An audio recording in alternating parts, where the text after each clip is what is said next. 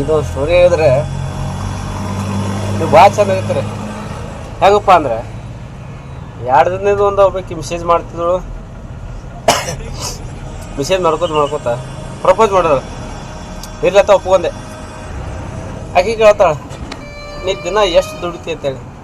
PAN ಶಾಪ್ಲ ನಮ್ಮದು. ನಾನು ಅಂದೆ, ಎಲ್ಲ ತೆಗೆದು ಒಂದು 200 ಬೇಡ 300 ರೂಪಾಯಿ ಉಳ್ಸೋದು ವಜ್ಜಾಕೈತೆ ಅಂದೆ. ಆಕೆ ಏನಂದಿದ್ರು, ನೀನು ಆಸ್ತಿ ಬೇಡ, ರೊಕ್ಕ ಬೇಡ, ರೂಪಾಯಿ ಬೇಡ ಅಂದಕ್ಕೆ ಇದನ್ನು ಕೇಳ್ದ. ಆಕೆ ಇನ್ನೂ ಗೊತ್ತಿದ್ದಂಗಿಲ್ಲ ಇದು ಹೇಳಿಕೆ.